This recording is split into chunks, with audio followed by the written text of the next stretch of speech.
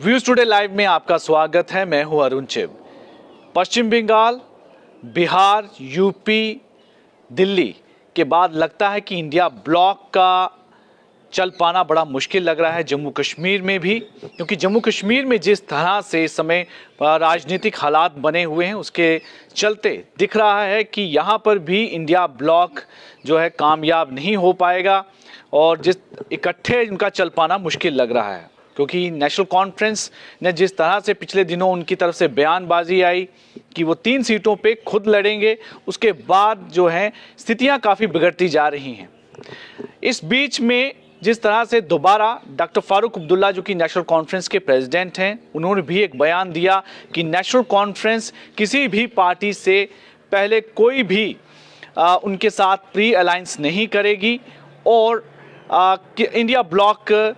के लिए जो है और अपने लिए नेशनल कॉन्फ्रेंस के लिए जो 3 सीटों पर बात कही कि वो 3 सीटों पर अपनी खुद से वो वहाँ पर कंटेस्ट करेगी। इन चीज़ों को देखते हुए यहाँ पर साफ लग रहा है कि अब जो है इंडिया ब्लॉक के लिए कुछ ज़्यादा बचा नहीं है, क्योंकि कांग्रेस भी इस समय चुप है और पीपल्स डेमोक्रेटिक पार्टी पीडीपी भी जो है अभी फिलहाल जिस तरह से अभी शांत है, लेकिन लग रहा है कि आने वाले समय में वो भी अपनी राह जो है पकड़ रही है। अभी जानकारी मिल पा रही है, इस जानकारी के अनुसार ये पता चल रहा है कि पीडीपी भी शायद अब अपनी राह चलेगी, यानी कि हर कंस्टिट्यूएंसी में अपने प्रत्याशी, अपने कैंडिडेट वहां पर फील्ड कर सकती है। और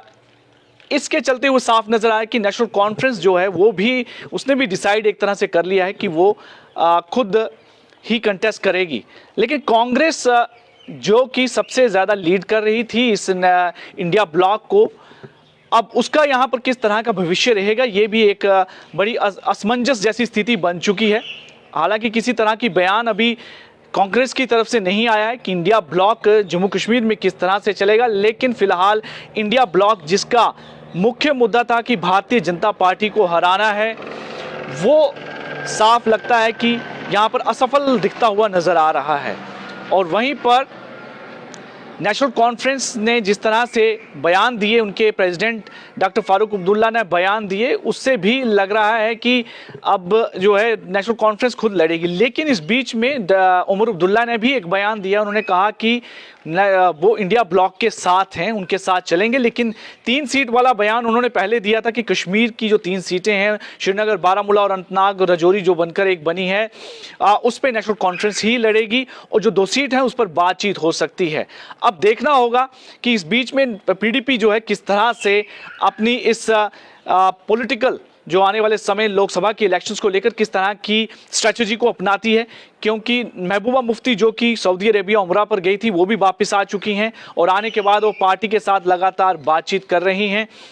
क्या उसमें से निकल कर आता है कि क्या इंडिया ब्लॉक यहाँ पर कोई आपस में सीट शेयरिंग को लेकर इनकी बीच में कोई बातचीत हो पाती है या नहीं, ये देखना होगा। फिलहाल इंडिया ब्लॉक के जो घटक दल हैं जम्मू कश्मीर में, उनके बीच में काफ़ी अविश्वास नज़र आ रहा है। सीट शेयरिंग को लेकर किसी तरह कंक्लूजन पर नहीं पहुंच पाए हैं, जिस वजह से लग रहा है कि इंडिया ब्लॉक के घटक दल अपनी अपनी राह जो है वो इस समय चल रहे हैं और सभी लगता है कि अलग अलग ही इलेक्शन लड़ेंगे।